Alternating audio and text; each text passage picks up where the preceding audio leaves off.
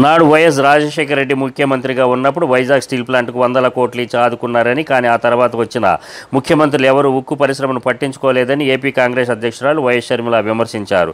మోదీతో మాట్లాడతాం, ప్రైవేటీకరణ కాకుండా ఒప్పిస్తామని ఇప్పుడు టీడీపీ వాళ్ళు మాట్లాడుతున్నారని, మరి మోదీ ఒప్పుకోకపోతే విశాఖ ఉక్కు పరిశ్రమను ప్రైవేటీకరణ చేస్తారా అని షర్మిల టీడీపీ నేతలను సూటిగా ప్రశ్నించారు. ప్రత్యేక హోదా, పోలవరం, కడప స్టీల్ ఫ్యాక్టరీ, పోర్టులు, రాజధాని ఇలా ఒక్క హామీ అయినా మోదీ నిలబెట్టుకున్నారా అని ప్రశ్నించారు.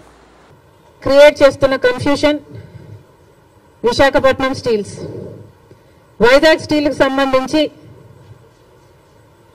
తెలుగుదేశం పార్టీ ప్రజాప్రతినిధులే రకరకాలుగా మాట్లాడుతున్నారు. ఒకరేమో అది లాస్ మేకింగ్ కంపెనీ, అమ్మక తప్పదు అని ఒక రకంగా మాట్లాడతారు. ఇంకొకరేమో ప్రైవేటైజ్ చేయము అని మాట్లాడతారు. అసలు విశాఖ స్టీల్కు ఇంత ప్రమాదం ఎందుకు వచ్చిందో ఆంధ్ర రాష్ట్ర ప్రజలందరూ కూడా ఆలోచన చేయాలి. అధికారంలో ఉన్న బీజేపీ పార్టీ అయితేనేమి, ఇక్కడ అధికారంలో ఉన్న చంద్రబాబు గారు అయితేనేమి ఆలోచన చేయాలి. అసలు వైజాగ్ స్టీల్కి ఇంతవరకు క్యాప్టివ్ మైన్ అనేది లేకుండా పోయింది.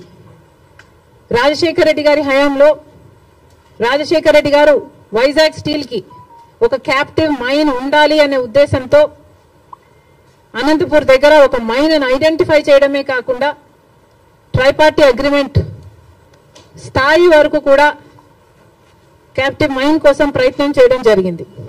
తర్వాత వచ్చిన ముఖ్యమంత్రులు ఎవరు పట్టించుకోవడం మనం చూడలేదు.